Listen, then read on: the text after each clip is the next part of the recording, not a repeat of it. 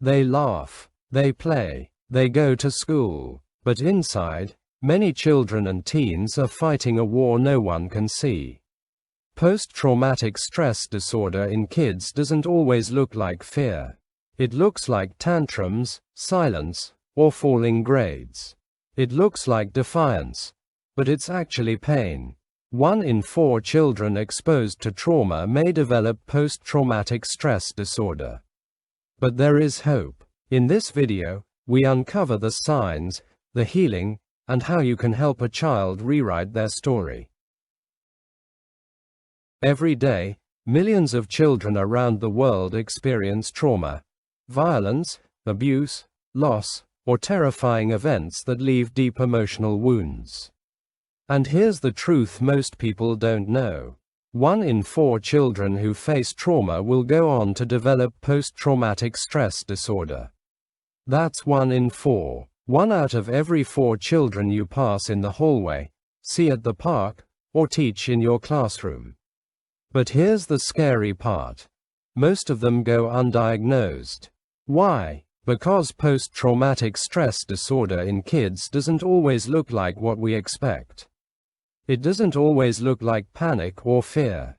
It can look like anger, like zoning out, like disrespect, rebellion, or falling behind in school. And sadly, it's often mistaken for bad behavior. But behind those actions, there's a child crying out for help. Their trauma still living inside them, unspoken and unseen. That's why this video matters. Because when we know what to look for, we can help children begin to heal. So, what exactly is PTSD? PTSD stands for post-traumatic stress disorder. It's not a weakness. It's not a character flaw. It's a serious mental health condition that develops after someone, yes, even a child, experiences or witnesses something terrifying, overwhelming, or deeply disturbing. Here's what happens inside the brain. When trauma hits, the mind shifts into survival mode. That's normal. It's your brain trying to protect you. But in children with post-traumatic stress disorder, the brain doesn't turn that alarm off. It stays stuck, on high alert. The child may relive the trauma through flashbacks, nightmares, or sudden panic, even when they're completely safe. The brain has been rewired to see danger everywhere. This is why children with post-traumatic stress disorder might overreact, seem constantly anxious, or shut down completely. Their brain is still fighting, still fleeing, even when the threat is long gone. But remember, post-traumatic stress disorder is an injury, and injuries can heal. The first step is understanding what's really happening inside their minds. When we think of trauma, we often imagine war zones or major catastrophes. But for children, trauma can wear many faces. Post-traumatic stress disorder in kids isn't just caused by what you see in headlines. It's shaped by what they feel, what they fear, and what they're forced to survive. For some, it's abuse, emotional, physical, or sexual. The people they were supposed to trust became their greatest source of fear. For others, it's neglect, being left alone, unheard, unfed, not being hurt, but not being held. It can come from accidents or natural disasters. A fire, a car crash, a storm that tore apart everything safe and familiar. Or violence in the home or the community. Shouting behind closed doors, gunshots outside their window, the feeling that nowhere is safe. It can be the loss of a loved one. A parent, a sibling, a grandparent. Someone they thought would always be there. Even medical trauma, long hospital stays, scary procedures, or chronic illness, can leave lasting scars. Then there's bullying and cyberbullying, the silent assaults that happen in hallways, on screens, and in the comment sections of their lives. And sadly, some children are living through the unthinkable. school shootings, where the classroom, once a place of learning, becomes a place of fear. These are not just stories. These are real experiences that can shatter a child's sense of safety and change the course of their development. But understanding where trauma begins is how healing starts. When we recognize the roots of post-traumatic stress disorder, we can help children find solid ground again. Post-traumatic stress disorder doesn't always scream for attention. Sometimes, it whispers through behavior we mistake for something else.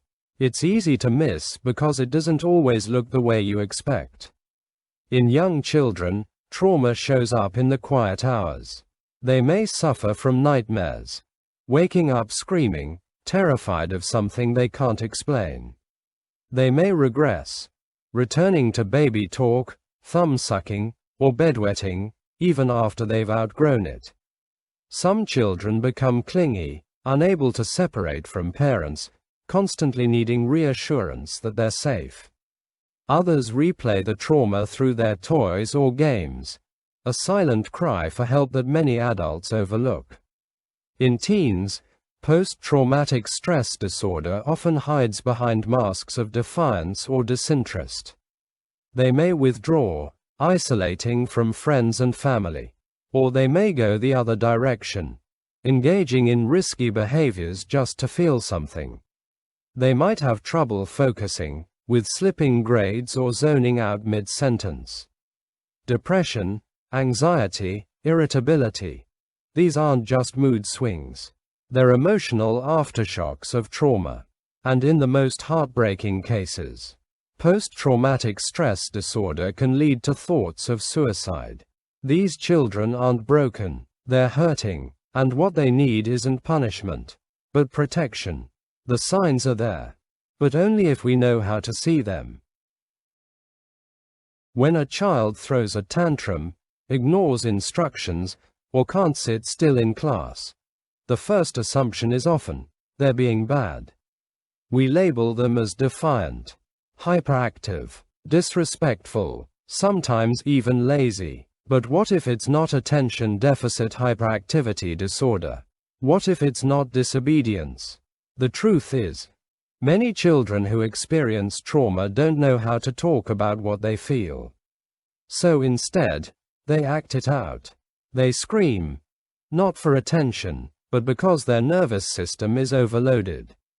They lash out, not to hurt, but because they don't feel safe. To the outside world, it looks like misbehavior, but inside, it's a child in survival mode. A child begging for help the only way they know how. Trauma doesn't always say, "I'm scared." Sometimes it says, "I hate you," when the real feeling is, "Please don't leave me." Trauma doesn't always cry. Sometimes it kicks, yells, and shuts down. The next time a child acts out, pause. Ask not, "What's wrong with you?" but, "What happened to you?" Because understanding the difference between behavior and trauma could be the first step in saving a child's life. If all of this sounds heavy, you're right. Childhood trauma is real. Post-traumatic stress disorder is serious. But here's what so many people don't realize. There's hope. Post-traumatic stress disorder is not a life sentence. With the right support, children can not only recover, they can thrive. Yes, trauma leaves wounds. But the brain, especially a young brain, is incredibly resilient. With care, connection, and the right interventions, healing is absolutely possible. So what does treatment look like? First, therapy. Evidence-based approaches like trauma-focused CBT, EMDR, play therapy, and art therapy help children safely process and reframe their experiences. Then, emotional support. This comes from parents, caregivers, teachers, anyone who shows up consistently with patience, love, and understanding. And yes, sometimes, medication is needed. Especially when anxiety, depression, or sleep disturbances become overwhelming. Medications like SSRIs, prescribed carefully by a child psychiatrist, can help stabilize emotions enough to make therapy more effective. But remember, medication doesn't replace support. It works with it. No single path works for every child. But when we combine science, support, and compassion, children get better. The scars may never fully disappear, but the pain can fade. The nightmares can stop, and the child who once only survived can finally start to live. Remember, trauma-informed care saves lives. The earlier we intervene, the stronger the recovery. When a child has post-traumatic stress disorder, we don't just wait for them to grow out of it. We help them grow through it. And thankfully, there are powerful, science-backed therapies that are changing lives every day. First, TF-CBT. That stands for Trauma-Focused Cognitive Behavioral Therapy. This therapy teaches kids how to reframe traumatic thoughts, understand their emotions, and feel safer in their bodies. It's especially effective when combined with caregiver involvement. Instead of thinking, "It was my fault," they begin to believe, "What happened to me wasn't my fault, and I'm safe now." Next, EMDR, or eye movement desensitization and reprocessing. It might sound unusual, but eye movement desensitization and reprocessing is incredibly effective. It uses gentle eye movements or tapping while the child recalls a traumatic memory. This helps the brain process and release the emotional charge, making the memory feel less overwhelming, like watching a scary movie with the volume turned down. Play and art therapy offer kids something they often don't get in traditional therapy: a non-verbal way to express what they can't yet put into words. Through storytelling, drawing, or imaginative play, children act out and externalize their trauma safely. It's healing disguised as creativity. And finally, group therapy. Healing doesn't have to happen alone. When they connect with others who've lived through similar pain, they begin to feel seen, heard, and supported. These therapies are not quick fixes, but they're powerful. With consistency, compassion, and professional guidance, these tools help children rewrite the narrative of their trauma and reclaim their futures. When we talk about healing post-traumatic stress disorder in children, therapy and emotional support are absolutely essential. But for some kids, therapy alone isn't enough to calm the storm happening inside their minds. That's where medication can help. SSRIs, that's short for selective serotonin reuptake inhibitors, are a type of medication sometimes used to support children with post-traumatic stress disorder. Common ones include fluoxetine, also known as Prozac, and sertraline, or Zoloft. These medicines can help reduce anxiety, lift depression, and improve sleep, giving kids the emotional stability they need to fully engage in therapy and daily life. But let's be clear, medication is not a cure. It's a tool, one part of a larger healing process. It's not for every child, and it's never the first or only step. That's why it should always be prescribed by a trained child psychiatrist who understands the unique needs of young, developing brains. When used responsibly, and alongside therapy and strong emotional support, medication can be life-changing. It can give a child the peace to sleep again, the calm to go back to school, the space to finally feel safe. Supporting a child's mental health doesn't mean giving up hope. It means giving him a fighting chance. Therapy and medication are powerful tools in healing childhood post-traumatic stress disorder. But what happens between sessions, at home, is just as important. Because the healing doesn't stop at the clinic door. It continues in the living room, at bedtime, around the dinner table. First, listen without judgment. Let your child speak freely. Don't correct their feelings or rush to fix them.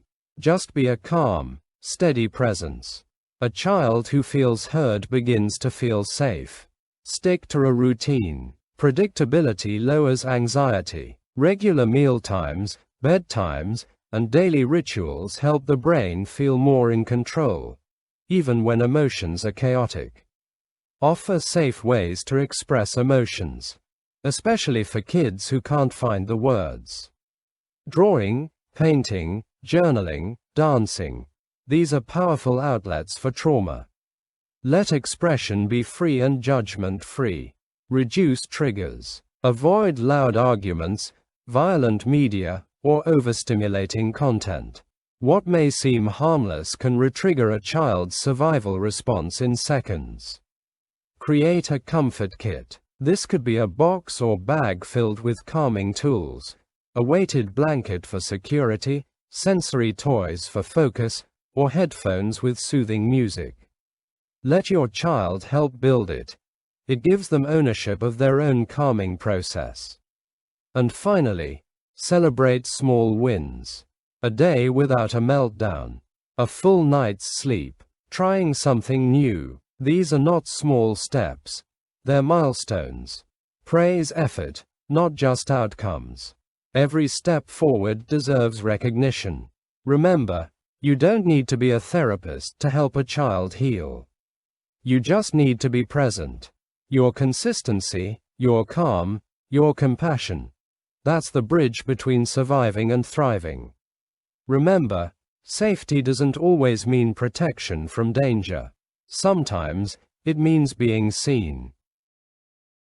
It's normal for kids to struggle after something traumatic.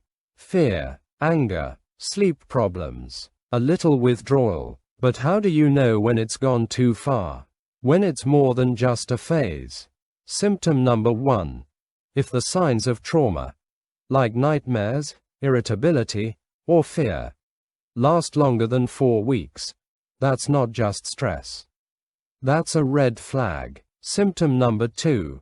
If your child is struggling to sleep, eat, or function like they used to, missing school, losing interest in play, avoiding friends, that's a sign their nervous system is stuck in survival mode. Symptom number 3. If they're talking about self-harm, saying things like, "I wish I wasn't here," or have completely withdrawn from everyone they love. It's time to take it seriously. It's time to get professional help. You wouldn't ignore a broken arm. And post-traumatic stress disorder is no less real. Mental health struggles in children deserve the same urgency and care. Therapists, school counselors, pediatricians, child psychiatrists, they're trained to help children find their way out of the dark.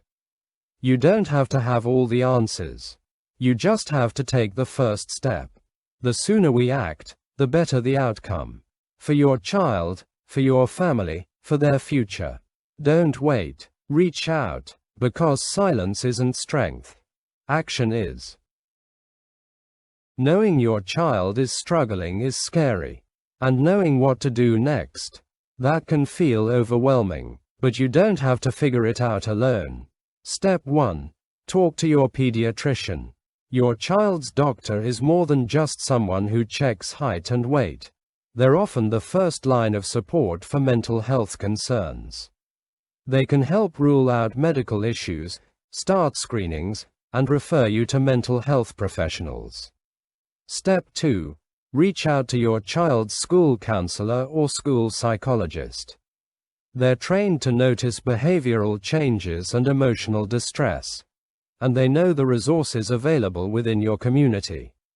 Plus, they can help create a support plan right at school, where your child spends most of their day. Step 3. Use local or national helplines. These hotlines aren't just for emergencies. They're staffed with trained counselors who can guide you 24/7 with real-time advice and referrals. In the US, you can call or text 988 for the Suicide and Crisis Lifeline. Other countries have similar services. Step 4. Find a trauma-certified therapist.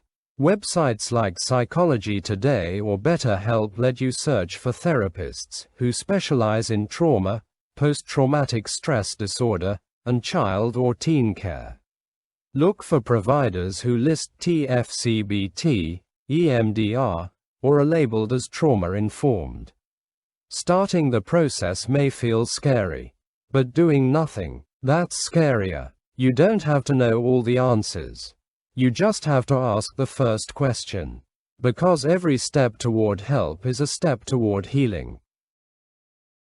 It's easy to feel helpless in the face of trauma. To look at a child in pain and wonder if they'll ever be the same again. But here's the truth. Kids are resilient, even when they've seen the worst of the world. Even when they carry wounds we can't always see. They are capable of incredible healing. Healing doesn't happen overnight, and it doesn't happen alone. What children need most is safety, connection, patience, and people who believe in them, even when they don't yet believe in themselves. And with the right support, trauma-informed therapy, loving adults, consistent care, something powerful happens. They begin to reclaim their story. They learn that what happened to them is part of their past, not their identity. They realize they are not broken. They're rebuilding. If you're a parent, a teacher, a coach, or just someone who cares, your love, your presence, your belief can make the difference. Let's break the silence. Let's support the healing, because every child deserves a future free from fear and full of possibility.